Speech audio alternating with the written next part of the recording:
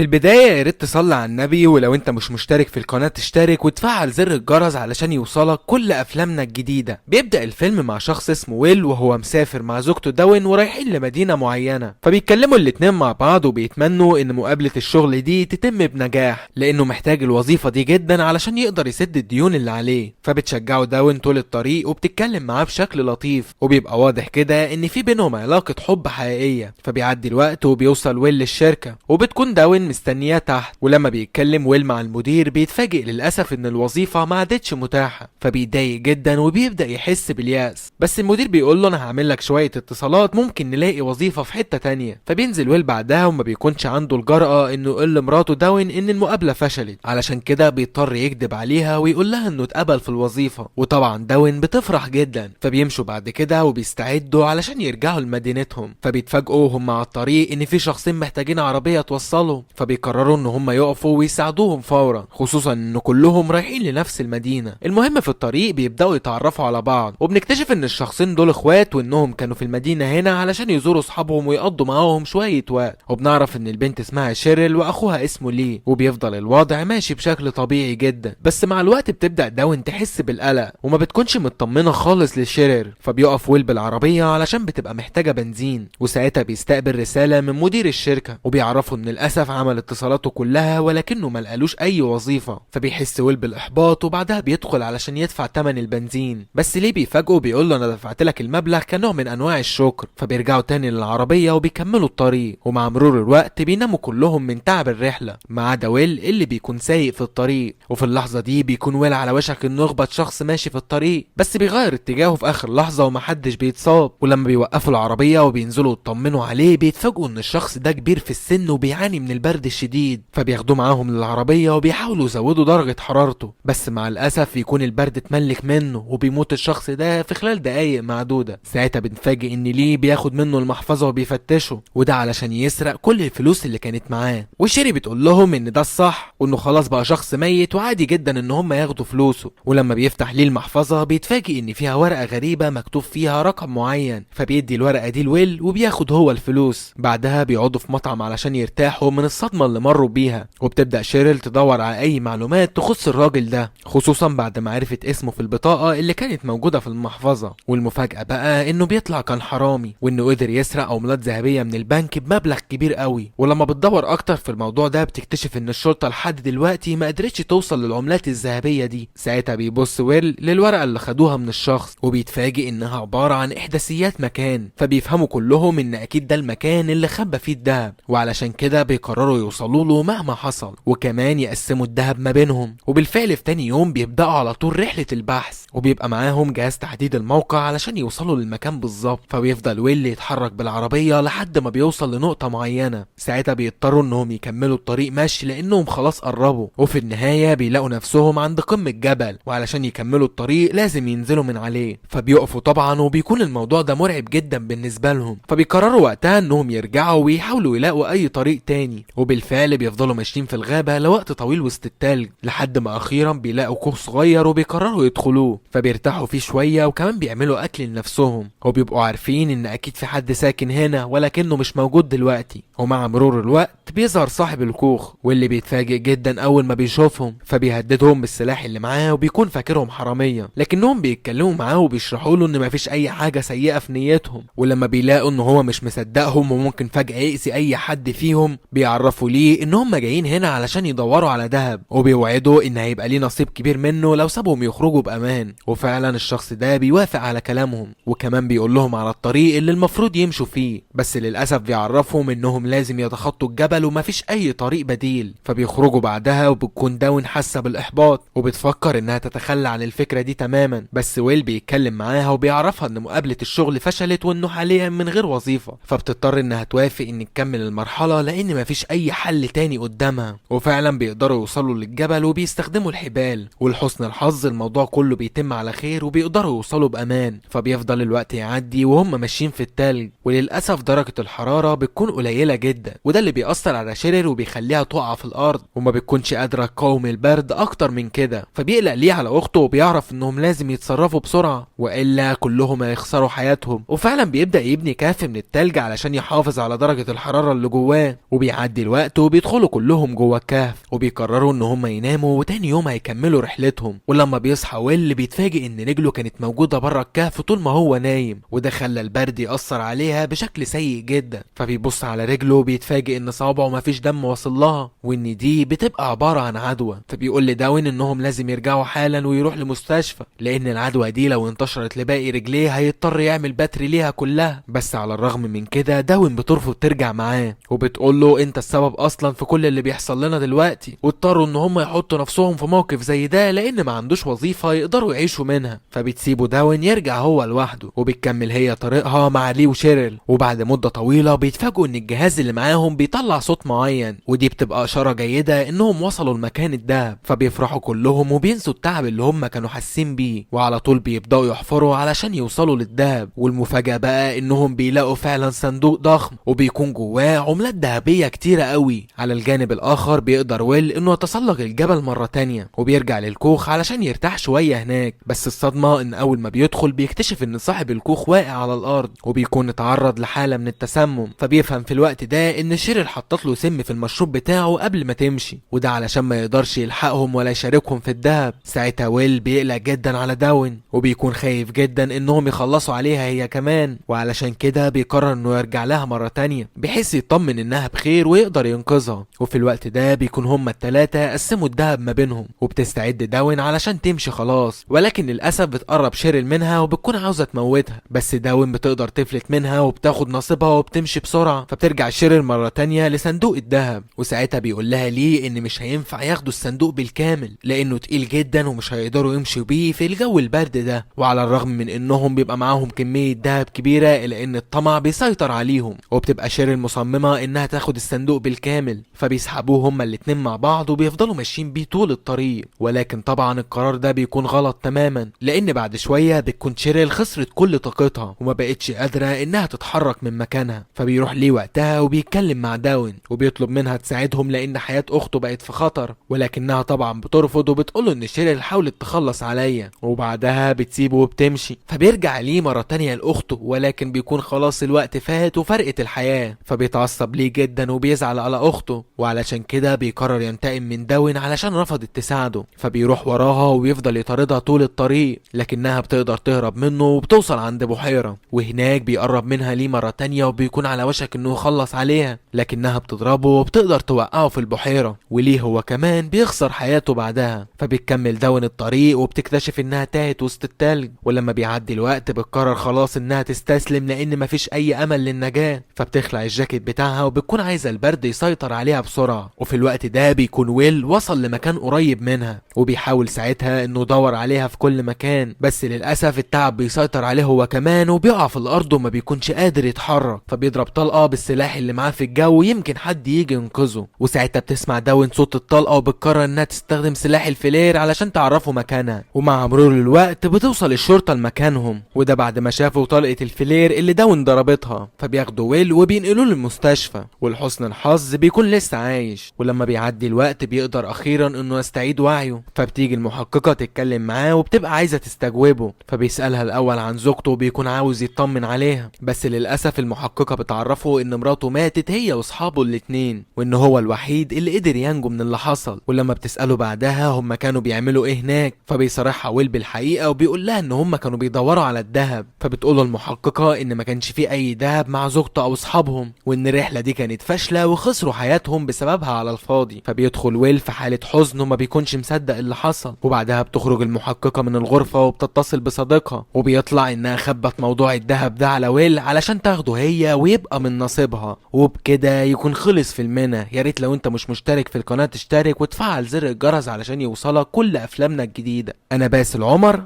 سلام.